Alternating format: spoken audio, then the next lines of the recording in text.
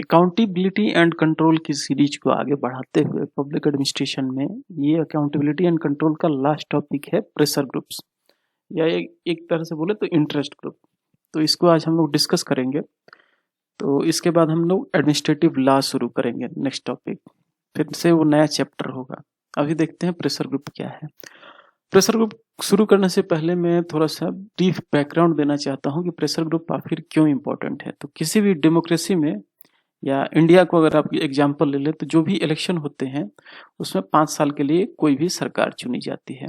अब इस 5 साल के बीच में वो कैसा परफॉर्म करेगा नहीं करेगा उसका जो मूल्यांकन होता है या आप उसकी अकाउंटेबिलिटी इंश्योर कर सकते हो 5 साल बाद वोट देके, ठीक है। लेकिन उसके बीच में आपके पास कुछ ऐसा मैकेनिज्म नहीं रहता है जिससे आप उसको बोल सको कि यार आपने वादा किया था इस चीज का लेकिन आपने वादा नहीं किया।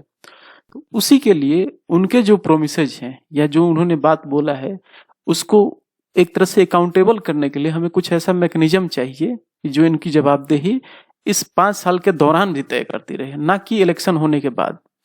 क्योंकि जैसे आपने पावर जो ट्रांसफर कर दिया इलेक्शन के टाइम में, एक्चुअली डेमोक्रेसी में क्या है, जो पावर है वो क्या है, सिटीजन्स के पास है। लेकिन जैसे इलेक्शन हुआ उसके बाद आपने अपने हाथ से पावर निकाल के किसको दे दिया, पॉलिटिकल पार्टी को दे दिया जिसने सरकार बनाई। अब इसने जो प्रॉमिस किया था आपसे, हो सकता है कि इस प्रॉमिस को पूरा ना करे, तो इसको सजा आप कब दोगे, इसकी अकाउंटेबिलिटी कब तैयार करोगे, कब सुनिश्चित करोगे, 5 साल बाद सजा दोगे। लेकिन मीन टाइम में ऐसा कुछ हथियार होना चाहिए आपके पास जिससे कि आप अपने इंटरेस्ट को फुलफिल करने के लिए इसको बाध्य कर सकते हो या इसको मजबूर कर सकते हो। तो इसीलिए अकाउंटेबिलिटी एंड कंट्रोल के लिए ये इंपॉर्टेंट है। Pressure groups, role of media, citizens charter, जो भी हमने डिस्कस किया, सिविल सोसाइटी, तो ये सारी चीजें इंपॉर्टेंट हैं। अब इसमें आज हम ये टॉपिक देखते हैं इंटरेस्ट ग्रुप या प्रेशर ग्रुप। तो आपको समझ में आ गया बेसिक कि ये क्यों जरूरी है, क्योंकि इस दौरान अकाउंटेबिलिटी कैसे इंश्योर की जाए, तो ये एक माध्यम मात्र हो सकता है। अब प्रेशर ग्रुप इंटरेस्ट ग्रुप दोनों सेम ही है, लेकिन प्रेशर ग्रुप का थोड़ा सा एक तरह से इसको बोला जाए तो कन्फाइंड चीज है। प्रेशर ग्रुप जो है ना, इसका थोड़ा सा निगेटिव कैनोटेशन आता है कि आप प्रेशर बना रहे हैं, लेकिन इसको निगेटिव कैनोटेशन में नहीं देखना चाहिए। अगर इसका ओवरऑल ऑब्जेक्टिव आप देखेंगे तो ये जरूरी है किसी भी डेमोक्रेसी के लिए। देखते हैं प्रेशर ग्रुप क्या है। तो प्रेशर ग्रुप में बहुत सारे लोग इकट्ठा होते हैं, ठीक है, खुद को ऑर्गेनाइज करते हैं और वो अपने कॉमन इंटरेस्ट को प्रमोट करने के लिए काम करते हैं, डिफेंड करते हैं, ठीक है। यानी कि कुछ ग्रुप्स ऑफ पीपल हैं, उनका जो है कॉमन इंटरेस्ट है और उसी कॉमन इंटरेस्ट को ही फुलफिल करने के लिए या डिफेंड करने के लिए वो एक साथ मिलकर काम करते हैं, ठीक है। अब क्या काम करेंगे, हो सकता है कि वो पब्लिक पॉलिसी में चेंज लाएं, पॉलिसी इंप्लीमेंटेशन में भी चेंज लाएं, एजुकेशन में भी चेंज लाएं, या एक दूसरे शब्दों में वो हम उसको बोल सकते हैं कि ये क्या करते हैं कि पब्लिक पॉलिसी में चेंज लाते हैं by exerting pressure on the government पे प्रेशर बना के पब्लिक पॉलिसी में भी चेंज लाते हैं और उसके इम्प्लीमेंटेशन में भी चेंज लाते हैं। दूसरा, ये जो प्रेशर ग्रुप है ये एक्ट करते हैं as a liaison between government and its members. अब यहाँ पे सिटीजन शब्द का प्रयोग क्यों नहीं किया गया, मेंबर शब्द का क्यों प्रयोग किया गया, क्योंकि हमने देखा है कि प्रेशर ग्रुप किसी पर्टिकुलर मेंबर का ही समूह है, ना कि ये पूरे सिटीजन्स का समूह है। कुछ खास तबके के लोग इकट्ठा होकर अपनी मांगों को पूरा करते हैं, तो इसीलिए ये एक्ट करता है as a link between government and its members. दूसरे पैराग्राफ में देखते हैं, प्रेशर ग्रुप को इंटरेस्ट ग्रुप भी कहा जाता है और वेस्टेड ग्रुप भी कहा जाता है, ठीक है। ये पॉलिटिकल पार्टी से डिफरेंट होते हैं। पॉलिटिकल पार्टी से इसलिए डिफरेंट होते हैं कि ये इलेक्शन में पार्टिसिपेट नहीं करते हैं, ठीक है, और इनकी मंशा कभी नहीं होती कि ये पॉलिटिकल पावर को कैप्चर करें। यानी कि इसके कैरेक्टरिस्टिक में ये एकदम इंपॉर्टेंट है कि ये कभी इलेक्शन में कॉन्टेस्ट नहीं करते या पॉलिटिकल पावर कैप्चर नहीं करते, लेकिन हाँ ये इन्फ्लुएंस जरूर करते हैं इलेक्शन प्रोसेस को, इलेक्टोरल प्रोसेस को, और कहीं कहीं देखिएगा कि पूरे गवर्नेंस में इनका काफी आपको इम्पैक्ट देखने को मिलेगा। अब देखते हैं कि इनका जो कंसर्न होता है वो स्पेसिफिक प्रोग्राम से ही होता है और इशू से होता है। कहने का मतलब कि वैसा प्रोग्राम और इशू जो उनके इंटरेस्ट को अफेक्ट कर रहा हो, ठीक है, उसी पे इनका फोकस रहता है और सारी चीजों पे फोकस नहीं रहता है। तो किसी पर्टिकुलर प्रोग्राम्स और इश्यूज पे इनका फोकस रहता है। जैसे नक्सलिज्म हो गया तो उसका फोकस कहाँ रहेगा, किसी पर्टिकुलर इशू पे रहेगा, नक्सल वेलफेयर चाहे जो भी हो, फार्मर्स का कोई ऑर्गेनाइजेशन है उसका फोकस वहीं रहेगा, कोई इकोनॉमिक ऑर्गेनाइजेशन हो उसका फोकस यहीं रहेगा, जैसे फिक्की हो गया, बॉम्बे चैम्बर्स ऑफ कॉमर्स हो गया, तो ये सब का क्या, इनका अपना फोकस कहाँ रहेगा, इनके रिस्पेक्टिव जो इशू हैं या स्पेसिफिक प्रोग्राम्स हैं उन्हीं पे फोकस रहेगा। ठीक है, तो एक ये जो कोई इकोनॉमिक एक तरह से प्रेशर ग्रुप है वो कभी नहीं सोचेगा कि फार्मर का वेलफेयर कैसे हो, उसका अपना इकोनॉमी कैसे, उसके फायदे के लिए कौन सा काम हो उसके बारे में वो सोचेगा। तो स्पेसिफिक प्रोग्राम्स और इंटरेस्ट पे इनका फोकस रहता है। ये ग्रुप इन्फ्लुएंस करते हैं पॉलिसी मेकिंग को भी और पॉलिसी इंप्लीमेंटेशन को भी। ठीक है, अच्छा यहाँ दिया गया है कि ये मेथड जो अप्लाई करते हैं वो लीगल एंड लेजिटिमेट मेथड भी हो सकता है, लेकिन ये हो ही सकता है क्योंकि किसी किसी सिचुएशन में देखा गया है कि ये इलेजिटिमेट मेथड भी उपयोग करते हैं और उन प्रेशर ग्रुप को, जो आगे टर्म आएगा एनोमिक प्रेशर ग्रुप बोलते हैं, वो जैसे स्लॉटर, वो क्या करते हैं एक तरह से गवर्नमेंट को फोर्स करते हैं बाय वायलेंट मीन्स, ठीक है, ताकि वो गवर्नमेंट उनकी बात को माने। जैसे JKLF हो गया कश्मीर में, या नक्सलाइट कोई ऑर्गेनाइजेशन हो गया, वो क्या करते हैं, वो इलीगल मीन्स भी अब उपयोग करते हैं, तो उसको भी हम लोग एक तरह से प्रेशर ग्रुप की ही छतरी के अंदर रखते हैं उसको भी। तो ये क्या क्या लेजिटिमेट मीन्स, ये क्या क्या उपयोग कर सकते हैं प्रेशर ग्रुप, ये लॉबिंग करते हैं, लॉबिंग बताऊंगा आगे क्या होता है, कॉरेस्पॉन्डेंस कर सकते हैं, लेटर लिख सकते हैं, पब्लिसिटी करते हैं मीडिया के द्वारा, प्रोपेगेंडाइजिंग करते हैं, प्रोपेगेंडा का भी मतलब समझाऊंगा आगे क्या है, पिटीशन कर सकते हैं, पब्लिक डिबेट करते हैं। ठीक है, और कॉन्टेक्ट बना के रखते हैं किसके बीच, लेजिस्लेटर के बीच और साथ में इनके जो इंटरेस्ट ग्रुप के जो भी लोग हैं इनके बीच। क्यों ऐसा करते हैं, क्योंकि लेजिस्लेटर के भी फायदा होता है इसमें, क्योंकि आगे जाके इनको वोट इन्हीं से मांगना है। तो एक तरह से वोट बैंक की भी राजनीति होती है कि हम किसी पर्टिकुलर इंटरेस्ट ग्रुप का अगर हम जो भी ऑब्जेक्टिव है उसको फुलफिल करेंगे तो हो सकता है अगले चुनाव में वो वोट करें मुझे। तो ये थोड़ा सा बेसिक इंट्रोडक्शन हो गया समझने के लिए कि आखिर प्रेशर ग्रुप है क्या। चलते हैं आगे देखते हैं कि टेक्निक ये क्या क्या यूज करते हैं प्रेशर ग्रुप। ठीक है, तो पहला है इलेक्शनियरिंग, इलेक्शन प्लस नियरिंग, वही इंजीनियरिंग वाला हो गया ना, उसी में इलेक्शन यूज हो गया। ठीक है, इलेक्शनियरिंग में ये क्या करते हैं कि जो भी पब्लिक ऑफिस में है वो ऐसे लोग अपना रखते हैं ताकि वो उनके इंटरेस्ट को सर्व कर सके। यानी कि अगर इलेक्शन कोई लड़ रहा है तो ये लोग अपने कैंडिडेट को भी सपोर्ट करेंगे जो इनके इंटरेस्ट को सॉल्व करेगा। ठीक है, अब इनका कैंडिडेट वहां पहुंच गया तो वो ऐसे ब्यूरोक्रेट्स को पोस्टिंग देगा, तो हो सकता है वो ब्यूरोक्रेट्स उस पर्टिकुलर ग्रुप के इंटरेस्ट को सर्व करे। तो ये सब क्या है, ये प्रोसेस वही है कि पब्लिक ऑफिस में ऐसे लोगों को रखना या ऐसे लोगों को चयन करके भेजना जो कंसर्न प्रेशर ग्रुप को इंटरेस्ट को प्रमोट करे, तो वही इलेक्शन। दूसरा है लॉबिंग। लॉबिंग क्या है, लॉबिंग जो वर्ड है ये इंडिया में इसके पीछे कोई एक्ट नहीं है। ठीक है, यानी लॉबिंग को इंडिया में दूसरे नजर से देखा जाता है, इसको निगेटिव कनोटेशन इंडिया में आता है। कुछ लोग कहते हैं कि लॉबिंग का पर्यायवाची ब्राइबरी से करते हैं। लॉबिंग में क्या होता है एक्चुअली यूएस वगैरह कंट्रीज में कि एक पर्टिकुलर इंटरेस्ट ग्रुप होता है, ठीक है, वो परसुएड करता है किसको, लेजिस्लेटर को, ताकि जो उनके इन कनेक्शन में जो एक्ट हो, यानी उनके लिए जो एक्ट लाभकारी हो वैसा वो कानून बनाए। तो लॉबिंग यही होता है कि वो डिबेट करते हैं, डिस्कशन करते हैं, एक तरह से कहीं प्रोग्राम करते हैं, सेमिनार करते हैं, वहां उस तरह के लेजिस्लेटर को भी बुलाते हैं। ठीक है, या लेजिस्लेटर को हमेशा परसुएड करते हैं ताकि उनका जो हो इंटरेस्ट जो है फुलफिल हो सके, वो लॉबिंग होता है। तो यूएस, कनाडा, जर्मनी, ये सब जगह देखिए तो लॉबिंग क्या है, ऑथराइज्ड है, इसके लिए एक्ट है, और लॉबिंग एक तरह से इसको माना जाता है, रिकॉग्नाइज किया जाता है कि हाँ लॉबिंग होता है। इंडिया में लॉबिंग का कुछ एक्ट नहीं है। तो लॉबिंग को क्या देखा जाता है कि यहाँ इंडिया में ऐसा मानना है कि इंडिया में जो लॉबिंग किया जाता है वो इंडस्ट्रियलिस्ट के द्वारा किया जाता है। यानी कि एक तरह से कैपिटलिज्म का वो उदाहरण देख लीजिए कि जो कैपिटलिस्ट है वो मिल गए हैं किसके साथ, गवर्नमेंट के साथ, और वो चाहते हैं कि अपनी पॉलिसी और प्रोग्राम्स को कैसे हमारे बेनिफिट के लिए बढ़ाया जाए। यानी कि जैसे कोई कॉर्पोरेट टैक्स कम करने के लिए, ठीक है, बहुत सारे ऑर्गेनाइजेशन या प्रेशर ग्रुप निर्मला सीतारमन को बोले कि आप कॉर्पोरेट टैक्स में रिडक्शन ला दो, तो ये क्या है, एक तरह से वो लॉबिंग कर रहे हैं, यानी कि उनको बाध्य कर रहे हैं कि आप हमारे फेवर में काम कीजिए। तो लॉबिंग भी एक तरह से तरीका होता है। अब इसका थोड़ा पॉजिटिव देख लें इंडिया में कैसे है। जैसे एक संस्था थी मजदूर किसान शक्ति संगठन, इसने राइट टू इन्फॉर्मेशन के लिए लड़ाई लड़ी और आरटीआई एक्ट आया। तो ये क्या है, ये भी लॉबिंग का एक तरह से उदाहरण है। बहुत सारे वुमेन ऑर्गेनाइजेशन है जैसे जो प्रमोट करते हैं ताकि वुमेन फ्रेंडली लॉ आए, जैसे protection of domestic violence act आया 2005 में। तो ये क्या है, ये सब लॉबिंग का ही नतीजा है। इसमें क्या है, परसुएड किया गया किसको, लेजिस्लेटर को, ताकि वो उनके हिसाब से एक्ट बनाए। अगला है प्रोपेगेंडाइजिंग। प्रोपेगेंडा शब्द जो है ये नाजियों से जुड़ा हुआ है, हिटलर से, और मिलिट्री में भी, आर्मी वगैरह में आपको प्रोपेगेंडा शब्द का इस्तेमाल किया जाता है। प्रोपेगेंडा का मतलब क्या होता है कि इसका मतलब होता है कि फाल्स इंफॉर्मेशन फैलाना है, इंफॉर्मेशन एंड आइडिया डेट में lead to false and exaggerated. ये एग्जेजरेटेड आइडिया कैसे फैलाया जा सकता है? पैम्पलेट बांट के फैलाया जा सकता है, फेक न्यूज के द्वारा फैलाया जा सकता है, ठीक है। तो ऐसा न्यूज जो कि किसी पॉलिटिकल पार्टी या किसी लीडर को सपोर्ट करे, ठीक है, तो उसके लिए प्रोपेगेंडा वर्ड का इस्तेमाल किया जाता है। ऐसा न्यूज एग्जेजरेट करके बताना या फाल्स बताना जिससे कि किसी पॉलिटिकल पार्टी का फायदा हो। लेकिन इस टूल का जो इस्तेमाल हम अभी कॉन्टेक्स्ट में देख रहे हैं प्रेशर ग्रुप के, इस टूल का इस्तेमाल प्रेशर ग्रुप वाले भी करते हैं ताकि पब्लिक की ओपिनियन को इन्फ्लुएंस किया जा सकते हैं, ठीक है। तो अगर पब्लिक के ओपिनियन को आप इन्फ्लुएंस कर दिए तो इंटर्न आपके सरकार के भी इन्फ्लुएंस को, आप सरकार को भी इन्फ्लुएंस कर सकते हो। कैसे?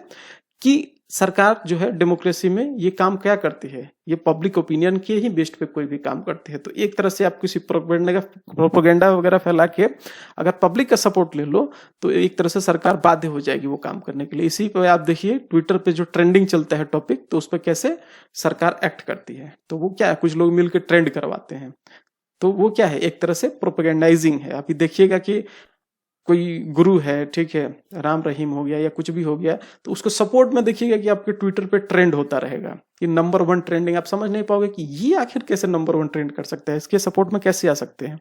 तो आपको ध्यान देना होगा कि यही वह प्रेशर ग्रुप वो टैक्टिस अपना रहे हैं।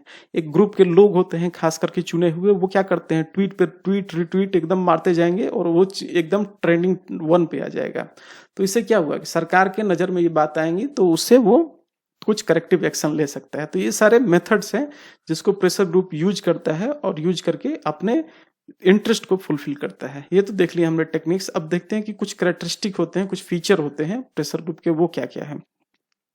जैसा कि मैंने बताया कि किसी सर्टेन इंटरेस्ट पे बेस्ड होते हैं, यानी कि प्रेशर ग्रुप खुद को वैसे ऑर्गेनाइज करते हैं ताकि वो अपने इंटरेस्ट को फुलफिल कर सके।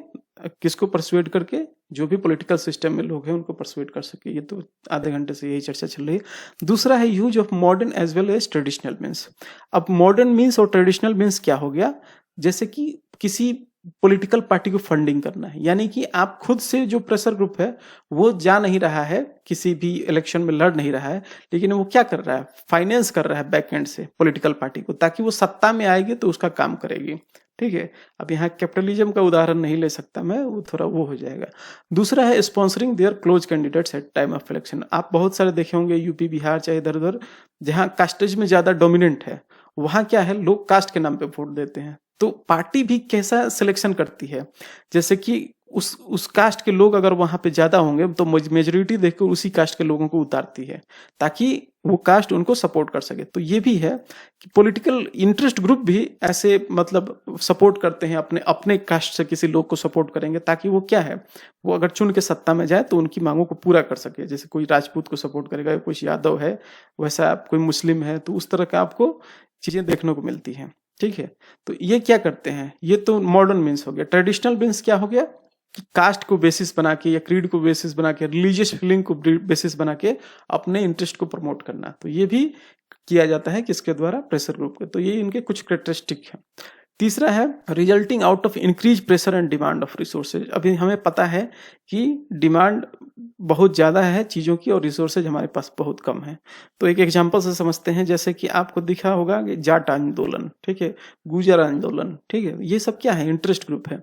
अब चूंकि जॉब कम है कहीं भी, ठीक है, अगर कहीं रिजर्वेशन की मांग कर रहे हैं तो जॉब कम है, तो यानी कि डिमांड जो है रिसोर्सेज का वो ज्यादा है और हमारे पास क्या है, रिसोर्सेज कम है, जॉब कम है। तो इसके लिए क्या है, इससे एक प्रेशर क्रिएट होता है, ठीक है, और प्रेशर ग्रुप का उदय होता है ताकि वो खास अपने तबके के लिए काम कर सके।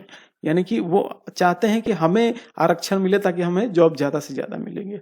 तो यही रिसोर्सेज पे क्लेम करना, ये तो मैंने एक उदाहरण भी बता दिया। हो सकता है कि कोई ट्राइबल्स का ऑर्गेनाइजेशन हो, ठीक है, जो कि ये मानता हो कि इस जंगल के इस क्षेत्र पे हमारा ही अधिकार हो। तो वो सब क्या हो गया, रिसोर्सेज के कमी से, ठीक है, कुछ डिमांड क्रिएट किया जाता है। वो भी एक तरह से फीचर से कैरेक्टरिस्टिक है प्रेशर ग्रुप का। यानी कि प्रेशर ग्रुप में ये चीजें दिखा गया है कि वो रिसोर्सेज कम है, उसको compete करने के लिए वो अपना डिमांड उठाते हैं। इनएडिक्वेसी ऑफ पॉलिटिकल पार्टी, ऐसा देखा गया है कि पॉलिटिकल पार्टी सक्षम नहीं रहती है, ठीक है। तो पॉलिटिकल पार्टी के इस सक्षम ना होने की वजह से उदय होता है प्रेशर ग्रुप्स का, ठीक है, ताकि वो डिमांड करते हैं, हड़ताल करते हैं, एजिटेशन करते हैं, ताकि वो उनके इंटरेस्ट फुलफिल हो जाए। तो पॉलिटिकल पार्टी की इनएडिक्वेसी के चलते प्रेशर ग्रुप का उदय होता है। तो ऐसा बोल सकते हैं कि ये प्रेशर ग्रुप है as a consequence of inadequacy of the political party, यानी कि उनके इनएडिक्वेसी के चलते इनका जन्म हुआ है। आगे है रिप्रेजेंट चेंजिंग कॉन्शियसनेस। अब क्या है कि आदमी का कॉन्शियसनेस चेंज हो रहा है टाइम टू टाइम। अभी देखिएगा कि पहले पता नहीं था कि हाँ पेड़ काटने से क्या होगा, ठीक है, लेकिन धीरे धीरे पता चलने लगा, तो उस तरह का हम लोग स्ट्रेटजी अपनाने लगे, उस तरह से प्रेशर ग्रुप मिलने लगे आपको। अभी क्लाइमेट चेंज पहले कोई महत्व नहीं दिया रहा था, लेकिन अभी बहुत सारे ऐसे प्रेशर ग्रुप है, वो हाउ डेयर वाली लड़की जो जिसका आता है यूट्यूब पे, वो ये सब क्या है, वो किसी पर्टिकुलर ग्रुप से है, ठीक है, वो क्या है इन्वायरमेंट के कंजर्वेशन के लिए काम करती है। ये सब कैसे आया, इनका वजह कैसे हुआ, क्योंकि कॉन्शियसनेस आदमी का बढ़ा। अब जैसे नर्मदा बचाओ आंदोलन, ठीक है, तो कुछ लोगों ने समझा कि नहीं, अगर नर्मदा पे अगर ये परियोजना बनेगी तो हो सकता है कि ये यहाँ पानी वानी ज्यादा आएगा और एक तरह से वाइल्ड लाइफ को नुकसान पहुंचेगा, तो वो क्या है, कॉन्शियसनेस बढ़ा। चिपको आंदोलन, ये सारी चीजें क्या है, ये रिप्रेजेंट करता है प्रेशर ग्रुप, ताकि कि कॉन्शियसनेस लोगों का बढ़ रहा है, ठीक है, यानी कि लोगों का आउटलुक चेंज हो रहा है वर्ल्ड को देखने का, ये प्रेशर ग्रुप का कैरेक्टरिस्टिक है। चलते हैं आगे देखते हैं कि प्रेशर ग्रुप के टाइप्स क्या क्या हो सकते हैं। बहुत तरीके के प्रेशर ग्रुप है, जिसमें सबसे पहला है इंस्टीट्यूशनल प्रेशर ग्रुप। ये क्या करते हैं, ये एक तरह का फॉर्मल ऑर्गेनाइजेशन है। फॉर्मल ऑर्गेनाइजेशन कहने का मतलब क्या, इसमें रूल लॉ रेगुलेशन के द्वारा इसको बनाया गया है, ठीक है, ये इनफॉर्मल नहीं है, फॉर्मल ऑर्गेनाइजेशन है। इसमें क्या है, इंस्टीट्यूशनल इंटरेस्ट ग्रुप में प्रोफेशनली एम्प्लॉयड पर्सन हो सकते हैं, जैसे IAS एसोसिएशन ये हो गया। ये क्या है, IPS association, state civil services association, इसमें क्या है, चुने हुए लोग हैं, ठीक है, वो नौकरी में है, तो नौकरी में होते हुए अगर वो कोई ग्रुप का निर्माण करते हैं, किसी प्रेशर ग्रुप का, तो उसको हम लोग बोलते हैं इंस्टीट्यूशनल प्रेशर ग्रुप। ये क्या है, ये पार्ट है गवर्नमेंट मशीनरी के, और ये कोशिश करते हैं अपना इन्फ्लुएंस दिखाने का, ठीक है। ये कहाँ हो सकते हैं, ब्यूरोक्रेसी में भी हो सकते हैं, पॉलिटिकल पार्टीज के अंदर भी हो सकते हैं।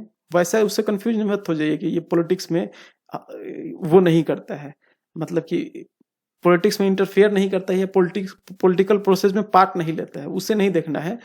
अब हम बात कर रहे हैं इंस्टीट्यूशनल की, इंटरेस्ट ग्रुप की, तो यानी इंस्टीट्यूशन के अंदर भी इंटरेस्ट ग्रुप जो हो उसको हम लोग ये बोलते हैं। जैसे लेजिस्लेचर में भी हो सकता है, आर्मी में भी हो सकता है, ठीक है।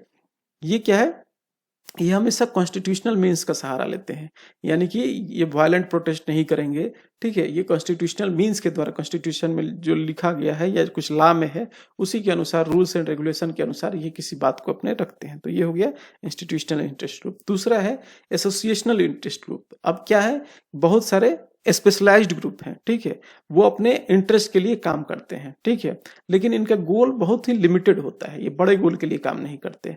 अब आप बोलेंगे कि इसमें और इसमें अंतर क्या हो गया, ठीक है, तो ये क्या है, एसोसिएटेड इंटरेस्ट ग्रुप, इनका कुछ एसोसिएशन होता है, कुछ लोग मिल के इकट्ठा होते हैं। इंस्टीट्यूशनल क्या है कि किसी ऑर्गेनाइजेशन के वो हिस्सा है, उसके अंदर के हिस्से हैं, और यहाँ कुछ लोग मिल के एसोसिएशन बना रहे हैं।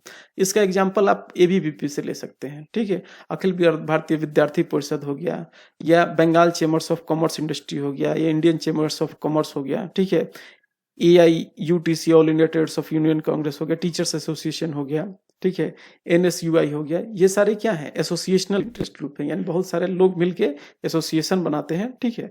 तो इसका एग्जांपल आपको ले सकते हैं, ट्रेड्स यूनियन हो गया, या बिजनेसमैन का कोई ऑर्गेनाइजेशन हो गया। तो ये सब क्या है, एसोसिएशनल इंटरेस्ट ग्रुप। नेक्स्ट आता है एनोमिक इंटरेस्ट ग्रुप।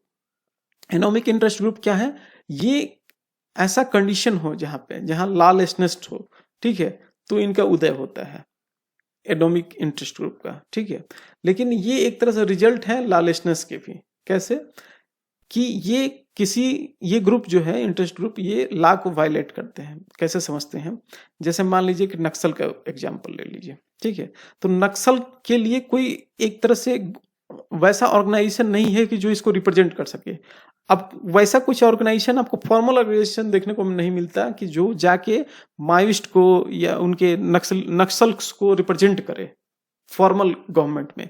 तो क्या है कि ऐसे लोग ऐसे लोग अपने एस्पायरेशंस को या फिर अपने इंटरेस्ट को आर्टिकुलेट नहीं कर पाते, खुल के बोल नहीं पाते, तो वो वायलेंट मीन्स का सहारा लेते हैं। जैसे कश्मीर में आप देखिए JKLF को, तो ये JKLF क्या है?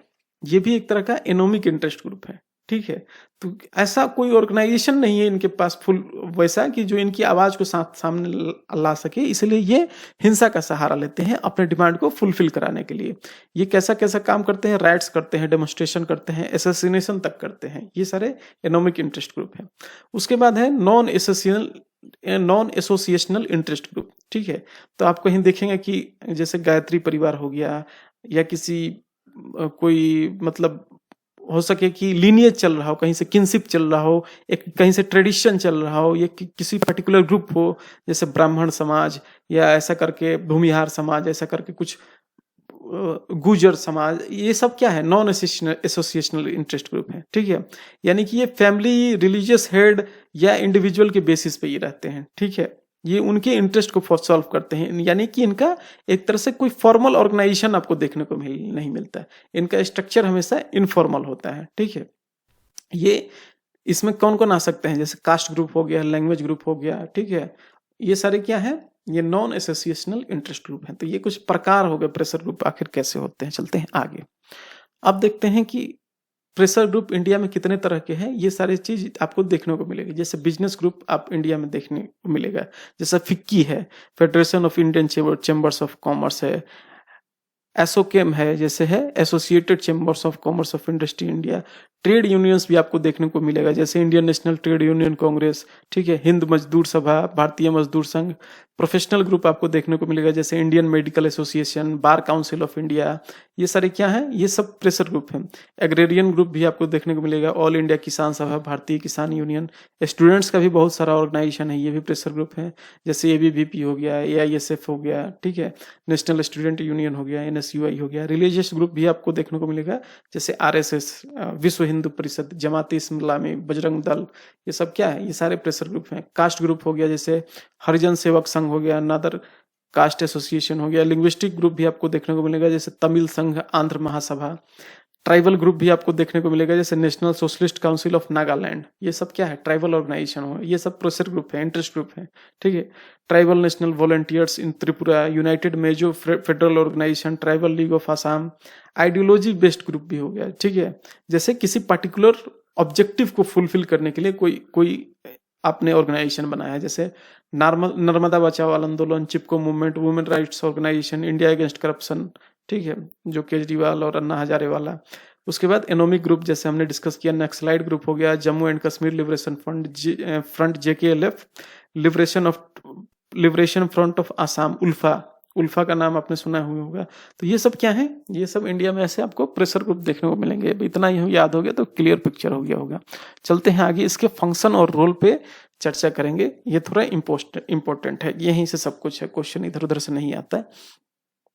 सबसे पहले देखते हैं क्या है इंटरेस्ट आर्टिकुलेशन। आर्टिकुलेशन का मतलब क्या होता है? आर्टिकुलेशन मतलब होता है एक्ट ऑफ एक्सप्रेसिंग, ठीक है। तो इसके रोल में पहला यही आ जाएगा, इंटरेस्ट आर्टिकुलेशन, ठीक है। यानी कि प्रेशर ग्रुप क्या करता है? डिमांड और नीड, जो लोगों का डिमांड और नीड है उसको सामने लाता है। किसके सामने लाता है? डिसीजन मेकर्स के सामने लाता है। डिसीजन मेकर कौन हो सकते हैं? पॉलिटिशियंस भी हो सकते हैं या ब्यूरोक्रेट्स भी हो सकते हैं, ठीक है। तो ये एक तरह से इंटरेस्ट आर्टिकुलेशन का काम कर रहा है। दूसरा है एजेंट ऑफ पॉलिटिकल सोशलाइजेशन। अब इसका मतलब समझिए पॉलिटिकल सोशलाइजेशन क्या होता है। जैसे आप बचपन से कुछ ना कुछ सुनते आ रहे होंगे, किसी भी, आप बचपन में ना कांग्रेस सपोर्टर थे ना बीजेपी सपोर्टर थे, लेकिन आप कांग्रेस या बीजेपी सपोर्टर कैसे बने? कुछ तो कारण होगा पीछे, वही है पॉलिटिकल सोशलाइजेशन। यानी कि आप कहीं किसी पर्टिकुलर आइडियोलॉजी की तरफ जाते हो, वही है पॉलिटिकल सोशलाइजेशन। एक तरह से आपको पॉलिटिक्स के बारे में सारी जानकारी मिलती है, आपका परसेप्शन क्लियर किया जाता है, पिक्चर वैसा बनाया जाता है, वो सारी चीजें हैं पॉलिटिकल सोशलाइजेशन, जिसमें आप डेमोक्रेटिक प्रोसेस के बारे में जानते हो। इसमें सबसे इंपॉर्टेंट रोल कौन प्ले करता है पॉलिटिकल सोशलाइजेशन को बनाने में? इसमें मीडिया का सबसे बड़ा रोल है, ठीक है। लेकिन अभी हम मीडिया के रोल को डिस्कस नहीं कर रहे हैं, या अभी हम कर रहे हैं रोल ऑफ प्रेशर ग्रुप। तो प्रेशर ग्रुप भी एक एजेंट है पॉलिटिकल सोशलाइजेशन का, ठीक है। क्यों? क्योंकि इन्फ्लुएंस करते हैं orientation of the people towards political process. यानी कि लोगों का ओरिएंटेशन कैसा हो टुवर्ड्स पॉलिटिकल प्रोसेस, इनके द्वारा तय किया जाता है।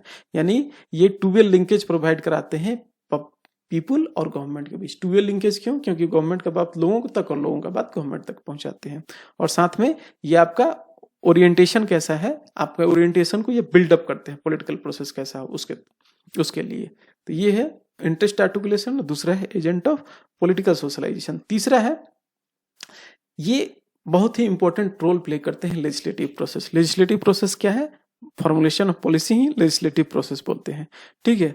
तो ये आर्टिकुलेशन के साथ साथ एक एक्टिव रोल प्ले करते हैं ताकि लेजिस्लेशन वैसा क्रिएट कर हो सके। ये किसका प्रयोग कर सकते हैं? लॉबिंग का प्रयोग कर सकते हैं लेजिस्लेटर के लिए।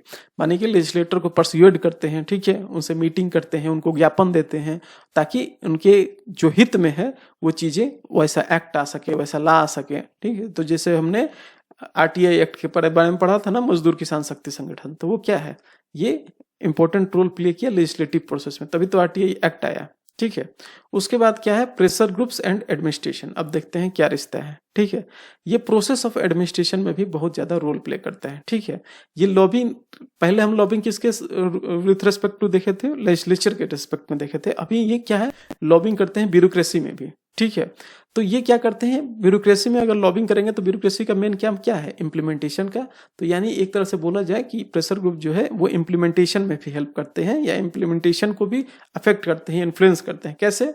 आपने देखा होगा कि बहुत सारे किसानों का संगठन जाके डीएम को ज्ञापन देता है, डिस्ट्रिक्ट मजिस्ट्रेट को, ठीक है, या उनसे मीटिंग करता है, उनको अपना जो भी चीजें हैं वो बताता है। तो वो क्या है? आप डायरेक्टली ये प्रेशर ग्रुप डील कर रहा है ब्यूरोक्रेसी से। तो लॉबिंग विद ब्यूरोक्रेसी भी एक तरीका है इनका। तो एक तरह से एडमिनिस्ट्रेशन को भी इफेक्ट क्या, इन्फ्लुएंस करते हैं, यानी इम्प्लीमेंटेशन में भी इन्फ्लुएंस करते हैं। पांचवा रोल इसका देखिए, इसका जुडिशियल एडमिनिस्ट्रेशन में भी रोल है। यानी कि बहुत सारे प्रेशर ग्रुप को आप देखेंगे कि वो लोगों के इंटरेस्ट के लिए, या हो सकता है कि कोई एनवायरनमेंट के कंसर्न है किसी प्रोजेक्ट से किसी ग्रुप को, तो वो क्या है? सुप्रीम कोर्ट में जाके देता है, पब्लिक इंटरेस्ट लिटिगेशन देता है, या बहुत सारे कोर्ट केस करता है, ताकि फिर उसमें सुप्रीम कोर्ट इंटरवेन करती है और फैसला सुनाती है कि नहीं, इस प्रोजेक्ट को रहने दिया जाए, बंद कर दिया जाए। तो एक तरह से क्या है, आपको देखिए कि जुडिशियल एडमिनिस्ट्रेशन में भी प्रेशर ग्रुप का अपना रोल प्ले कर रहा है। नेक्स्ट है ये फॉर्मुलेशन ऑफ पब्लिक ओपिनियन में भी इसका है। अब शुरू में ही देखा था कि ये पब्लिक ओपिनियन को भी चेंज करता है। तो यानी कि पब्लिक ओपिनियन को कैसे चेंज करेगा? यानी कि पब्लिक को हो सकता है प्रोपेगेंडा के थ्रू, या मीटिंग्स के थ्रू, या कैंपेन के थ्रू, ठीक है, या लोगों को ऑर्गेनाइज करा के पिटीशन वगैरह देके, तो ये पब्लिक के ओपिनियन को भी इन्फ्लुएंस कर सकता है, ठीक है। तो यही एक कारण है कि लोग, जो नेता होते हैं, वो इंटरेस्ट ग्रुप का बात मानते हैं, क्योंकि उनको पता है कि ये पब्लिक ओपिनियन को इन्फ्लुएंस कर सकता है, और अगर पब्लिक को ये हमारे रेस्पेक्ट में इन्फ्लुएंस कर दिया तो हमें वोट भी मिल जाएगा। तो इसलिए वो उनकी बात भी मानते हैं। लेकिन ये सही नहीं है, क्योंकि कभी कभी ऐसा होता है, डिसएडवांटेज में हम देखेंगे, इसके इश्यूज में देखेंगे कि पब्लिक ओपिनियन को ये तो इन्फ्लुएंस कर रहा है, लेकिन पॉलिटिकल पार्टी के साथ अलाइन भी हो जाता है, इसलिए पब्लिक का जो इंटरेस्ट है वो फुलफिल नहीं हो जाता है। ये एक तरह से पॉलिटिसाइजेशन भी हो सकता है इसका, प्रेशर ग्रुप का। नेक्स्ट हम देखते हैं कि ये क्वालिटी ऑफ गवर्नमेंट को इन्हांस करता है। कैसे क्वालिटी ऑफ गवर्नमेंट को इन्हांस करेगा? क्योंकि ये डिसीजन मेकिंग प्रोसेस में इसका योगदान है। और दूसरा, ये क्या करता है कि लेजिस्लेशन के समय भी हेल्प करता है, इम्प्लीमेंटेशन के समय भी हेल्प कर सकता है। तो एक तरह से बोलें कि ये क्वालिटी ऑफ गवर्नमेंट को इन्हांस कर रहा है, यानी एक तरह से कंटिन्यूअस फीडबैक भी देता है। तो ये सारी चीजें क्या दिखा रहे हैं? ये कि गवर्नमेंट के जो गवर्नेंस को भी इन्हांस करने का काम इसका है। नेक्स्ट देखते हैं, ये फैसिलिटेट करता है सोशल प्रोग्रेस फैसिलिटेट करता है, और साथ में सोशल स्टैग्नेशन को भी खत्म करता है। कैसे? जैसे आपने देखा कि वुमेन एम्पावरमेंट के लिए भी किसी ने एजिटेट किया, जैसे वुमेन ऑर्गेनाइजेशन बहुत सारे मिलके वुमेन फ्रेंडली लॉज के लिए एजिटेशन किया। तो protection of women of for domestic violence act आया आपको 2005 में। तो ये सब क्या है? एक तरह से सोशल स्टैग्नेशन को भी खत्म कर रहा है, यानी कि सोसाइटी के प्रोग्रेस के लिए भी काम कर रहा है, ठीक है। तो इन्वायरमेंट एक्टिविस्ट हो गए, या चाइल्ड के लिए, वुमेन के लिए जो काम कर रहा है, तो वो सब क्या है? प्रोग्रेस के लिए काम कर रहे हैं सोसाइटी के। तो ये भी इसका रोल है। अगला है increase social cohesion and political stability. Social cohesion का मतलब क्या है? सोशल कोहेशन होता है कि सामाजिक एक तरह से भागीदारी, या एक तरह से बोलेंगे कि एक सामाजिक भाईचारा, एक तरह से बोलिए कोहेशन को। और तो सोशल कोहेशन और पॉलिटिकल स्टेबिलिटी में भी ये हेल्प करता है। ये एक तरह से सेफ्टी वाल्व का काम करता है। अब सेफ्टी वाल्व इसका वर्ड इसलिए यूज किया गया है कि आप आप कहीं किसी चीज से परेशान हो जाओ, ठीक है, और आप चिल्लाओ, अपना गुस्सा निकालो, तो आपका मन हल्का हो जाता है, ठीक है। तो वही अगर पॉलिटिकल जो विंग है आपका, ठीक है, यानी हो सकता है गवर्नमेंट आपका सही काम नहीं कर रही है, तो ये क्या, एक तरह से आप प्रोटेस्ट कर सकते हो, या एक तरह से अपनी बातों को रख सकते हो, अपने अपने गुस्से को उनके सामने तक पहुंचा सकते हो। तो ये क्या है, पॉलिटिकल स्टेबिलिटी में हेल्प करता है। क्यों? क्योंकि लोगों को ग्रेवियंस और डिमांड को ये पहुंचाता है सरकार तक, और सेफ्टी वाल्व का काम करता है, ताकि लोगों का रोष फट ना जाए। तो धीरे धीरे वो क्या करते हैं, अपनी बात को ऊपर ले जाते हैं सरकार के पास, तो उसके मन में लोगों की शांति भी रहती है। तो सोशल कोहेशन और पॉलिटिकल स्टेबिलिटी के भी इंपॉर्टेंट है।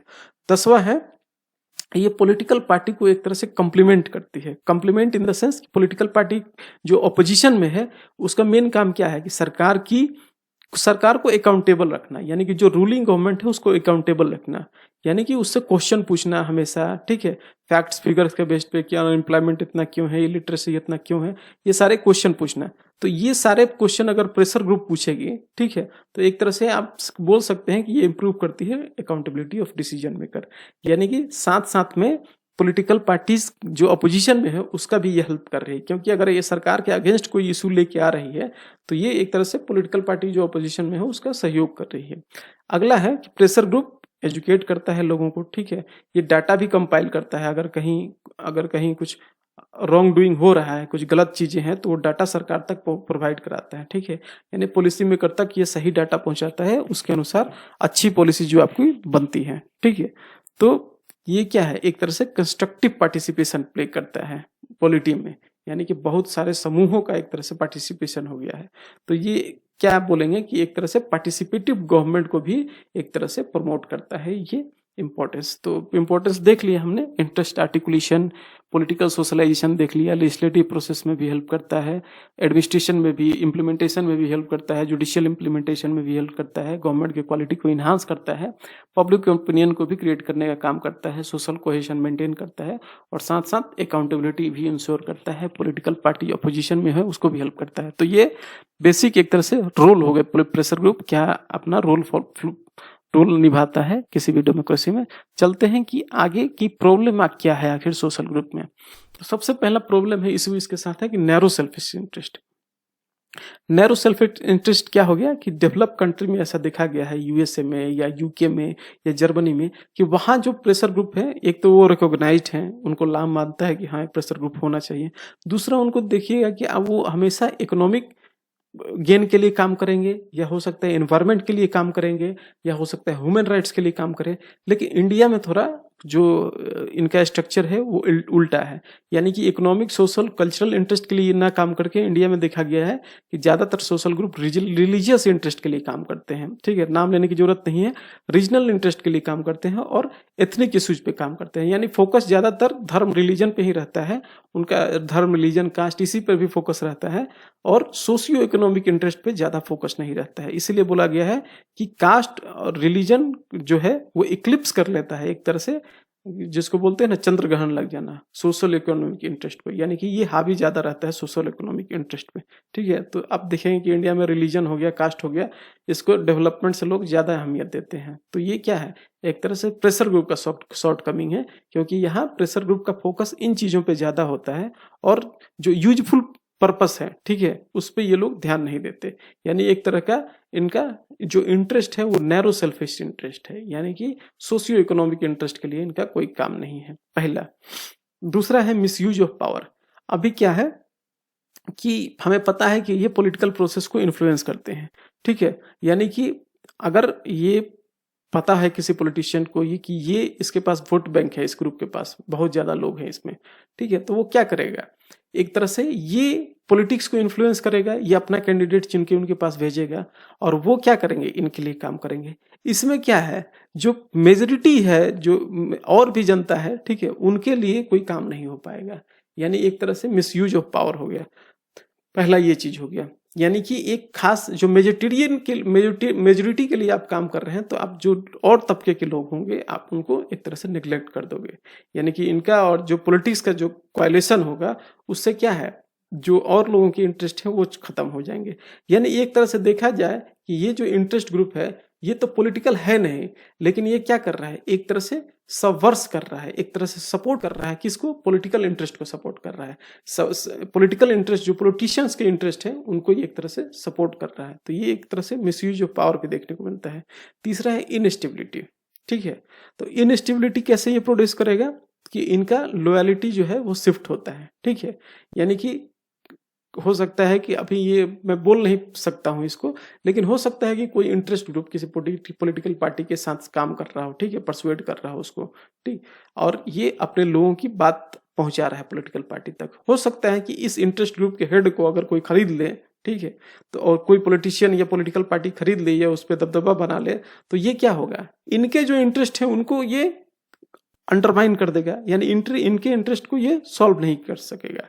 यानी कि प्रेशर ग्रुप अगर पॉलिटिकल के साथ, पार्टी के साथ अलाइंड हो जाएगा, यानी उनका अगर कमिटमेंट चेंज हो जाएगा, तो ये क्या है, जनरल पब्लिक के इंटरेस्ट को ये एक तरह से थर्टन पहुंचाएगा।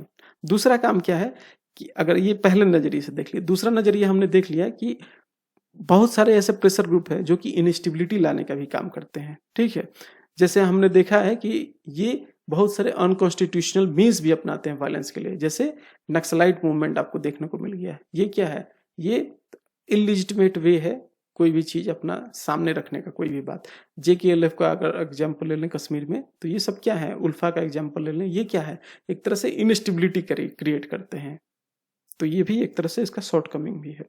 तीसरा शॉर्ट कमिंग, चौथा क्या है, प्रोपगेटिंग एक्सट्रीमिज्म। अभी देखिए क्या है ना कि जैसे माइनॉरिटी का कोई ग्रुप हो गया, मेजोरिटी का ही ग्रुप हो गया, दोनों का मान के चलिए, वो क्या करते हैं, वो हमेशा एक्सट्रीमिस्ट आइडियोलॉजी को फॉलो करते हैं। यानी कि वो पर्टिकुलर अपने कम्युनिटी की बात करेंगे, जो माइनॉरिटी हो गया, मेजोरिटी भी हो गया, अपने कम्युनिटी की बात करेगा।